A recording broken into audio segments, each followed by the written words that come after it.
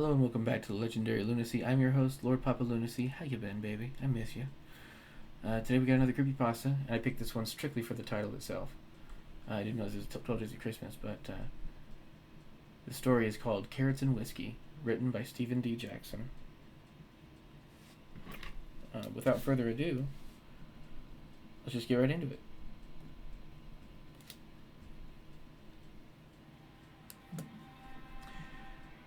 The alarm was horribly loud in his left ear. A persistent high-pitched beep forcing him from his dreamless, alcohol-soaked slumber into a hangover-heavy wakefulness. Jim groaned, rolling away from the insistent machine and negligently silencing it with a lucky swipe of his arm.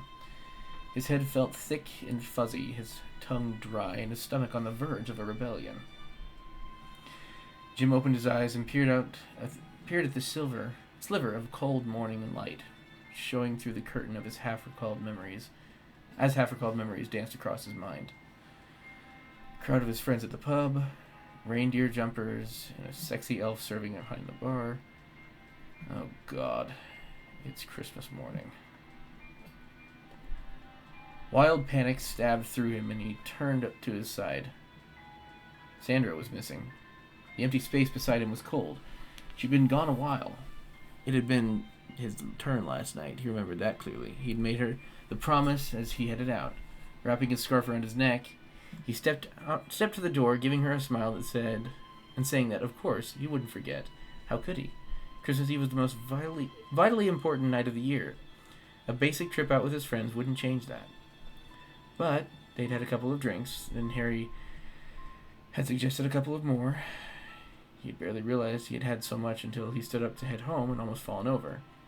They'd sung some songs on the way back, passing each other's drunken warnings about not forgetting to put up the carrots and whiskey, and he stumbled and fully intended to do so, but then his memory was blank. Did I put them out? What if he'd forgotten? Sandra was missing.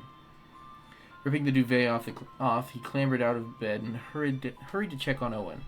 The kid was sleeping soundly, which, considering it was Christmas, was unusual. He must finally be growing up, which, at the age of 8, was well overdue. In years past, he'd bounded out of bed at the crack of dawn, thrilled at the excitement of presents and determined to make every second of the day a test of his parents' patience. Jim's heart began to calm, its manic pounding, at the sight of his son.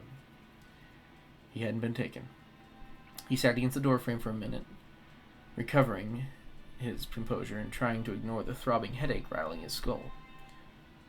Slowly, he closed the door and stepped back into the hall, enjoying the flood of relief which momentarily washed away some of his guilt. Sandra was in the kitchen, huddled in her fluffy white dressing gown and nursing a cup of coffee. She looked terrible, pale and haunted. Her dark hair hung lankly around her shoulders, and her eyes stared unseeing at a point far away. "Morning, hun," he ventured tentatively, reaching for the kettle. "Merry Christmas." Her glazed eyes moved over to his, her expression bleak. "Merry Christmas? That's what you say to me?" I'm sorry, honey. I'm so sorry." He hesitated, torn between wanting to fill the kettle and not wanting to seem insincere. He shuffled his feet. "You're sorry," she repeated flatly, turning back to her coffee. "You have no idea what I went through. I woke up. You were there, snoring away in your clothes." She gave him an accusing, angry glare. "Good thing I decided to check that you'd done what you said you'd do, wasn't it?" "Yes," he said meekly, looking down at his feet and feeling thoroughly miserable. "But you hadn't." "No." What else is there to say? "Jesus, Jim! How could you be so reckless?" It'd be no excuse to say he'd been drunk. No excuse to say it was Christmas Eve and he'd been with the friends that he only got to see once a year. It wouldn't help to remind her that she could have just as easily put out the whiskey and carrots. That there's no reason at all it had to be him every damn time. No reason why she was allowed to shirk the responsibility year after year, just so that she had a reason to tell him not to be out late. That is, besides her jealousy that He had friends that weren't hers. He settled on just saying he was sorry again, turning away to fill the kettle. To his relief, she said nothing more about it. So how's the look out there? You catch the news yet? She sighed, a resigned, miserable sigh. I didn't have to. There's a news crew outside of Thompson's. Looks like they forgot. Jim turned, the kettle forgotten. The Thompsons weren't really friends of theirs, but they were decent people. They got drinks every now and then for a drink. They got together every now and then for a drink to discuss the kids or school or that kind of thing. To think that they were gone, taken by the demon for the crime of forgetting to placate its bizarre demands, was horrifying. Oh, Jesus, he breathed. Could have been us, Sandra said. It wasn't accusatory, just factual. Her face was that of a person who had just been pulled back from the edge of a cliff, ashen and wan, her eyes wide and staring as if she could see her narrowly avoided fate playing out before her. She crossed the kitchen and hugged her. He crossed the kitchen and hugged her, feeling a new kind of guilt when she hugged back tightly and sobbed into his t-shirt. They stood that way for a while, neither one moving, their minds playing out the horror of what could have been, till Owen came bouncing into the kitchen, clutching the bag of presents that he'd found at the end of his bed. Mummy! Daddy! Father Christmas came! He enthused in a way that only a very small child can, dragging the sack over. For a second, Jim couldn't summon the partial good cheer he needed, struggling to put the near miss to the back of his mind and drag up his daddy at Christmas persona. In a way, though it pained him to admit it, he was looking forward to when they would no longer have to pretend, when Owen would be old enough to finally learn the truth about the creature that clattered around the house on Christmas Eve, the being that parents across the world conspired to portray as a jolly present giver, in order to avoid discussion of dark truths too terrible for young minds. The perfect, universal lie that sent kids running early to the bed on one night a year that they were most vulnerable, and kept them in their rooms, feigning sleep if they heard any strange sounds during the night. Normally, it didn't bother him, but this morning, having come so close to disaster, it was harder than usual to put the necessary spin on the beast that had visited him in the night, especially when he'd spent so many hours wrapping up all the presents he now had to attribute to the thing that had nearly murdered them all. Wow! Lucky you, honey, Sandra finally said with a convincing, excited gasp. Go ahead and take your sack to the living room, and we'll see her eyes met Jim and mouthed the words, get it together. Owen, oblivious, ran off, happily pulling his sack of presents behind him. Jim nodded and took a deep breath, as Sandra followed her son to the living room. A few minutes later, he was standing by the window, staring at the crowd outside the Thompsons, making appropriately encouraging responses to his son's wild cries of happiness and exclamations of what he was going to do with the toys. The news crew was solemn. Behind them, the police were tapping on the doors, windows of the houses. No ambulances had been called. There'd be no bodies. There never were. The news was playing at dim volume on the TV behind him, but snatches of the report were getting through to him, linking him to the horror outside in flashes of juxtaposition to the joy of his son was experiencing it inside. The contrast made him feel sick. Once again, the reporter said behind Jim, in that light but strained voice that always used to deliver those reports, the tension only noticeable by adults. This Christmas has given us the highest number of visitors since records began. Some speculation has focused on the growing population for the figure, but it seems clear that the large proportions of visitors were from newly arrived migrant families. Whilst it is common knowledge that the visitations requirements do differ from country to country, some people just forget the change in their Christmas traditions. Daddy? Owen asked chirpily from behind him. Jim turned to see that his boy was watching TV with interest. Yes, Owen? Why do some people visit Father Christmas and others don't? Sandra caught his eye, giving him an almost imperceptible shake of his head. He looked away, wondering if this might be the moment to let the child in on the horrible truth. What was the responsible thing to do here?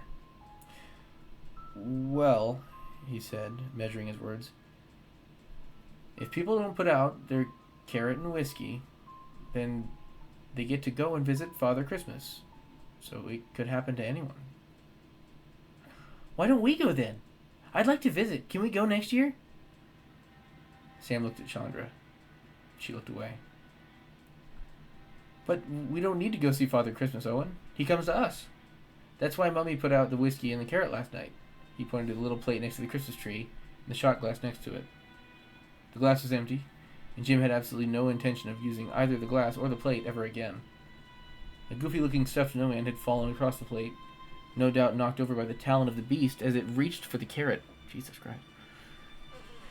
Jim shuddered to imagine it, delicately lifting the carrot from the ceramic without leaving a mark.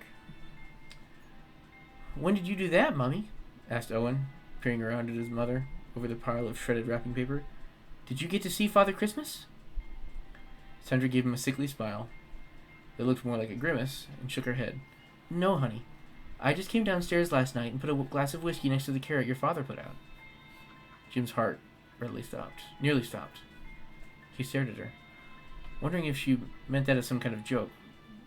But somewhere far away, he could hear his son babbling, but the words no longer made any sense. Sandra was watching Owen indulgently, shaking her head at something he'd said. "You didn't put out a carrot?" he managed to say, just about keeping his voice from rising into a hysterical shriek. She looked up, her face now wearing a similar expression to the one he imagined on his own. "What?" she said sharply, her eyes falling to the little plate and widening in sudden, awful realization. Jim's stomach tightened in a cold knot. Owen seemed to pick up on the sudden tension, his expression curdling like soured milk. He started to breathe in a heavy way, with his shoulders moving, that his parents both knew proceeded a tantrum. Jim looked down, the pieces suddenly falling into place like a horrific nightmare jigsaw. The little stuffed snowman, his long, orange stuffed nose across the white ceramic plate, his tired wife mistaking it for a carrot, putting out the whiskey and going back to bed. Oh, dear God. He whispered in a thick voice, deep with hatred and dripping with obscene desire, gurgled at them from within the mound of discarded wrapping paper. "Ho, ho, ho," it cackled, as the colorful wrapping exploded outwards. Owen screamed.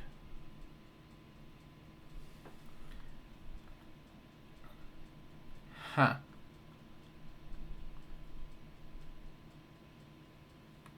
I've always kind of liked the idea, as I've gotten older, the idea that, like, maybe Santa isn't human in, like, a scary way. And, like, stuff like that. Yes, I know it's weird. It's June 17th. We just read A Christmas Story. But, yeah, no, that was good. I like that story. It was a interesting read. Carrots and whiskey. I'll have to remember that one for Christmas this year. Make sure I set up the carrots and whiskey for Santa. Thank y'all so much for watching. If you stayed this long, I appreciate you. What's your favorite? What? This is. I know it's summer. It's June 17th. Well, when I'm recording this, it is. But it's the middle of June. If you listen this far, I love you, baby. You went this far. You're great. You're amazing. Comment down below what was your favorite Christmas gift that you ever got, or your favorite Christmas memory. It could be about gifts, it could be about food, it could be about family, whatever. Favorite Christmas memory down below in the comments. If this video goes viral, people will be like, why the fuck is a Christmas video going viral in the middle of summer? Sorry, burped. Thank you all so much for watching. Tune in next time. Sit back, relax, and enjoy the darkness around you, and think about some Christmas memories, because it's Christmas in summer, and I love y'all. Bye-bye.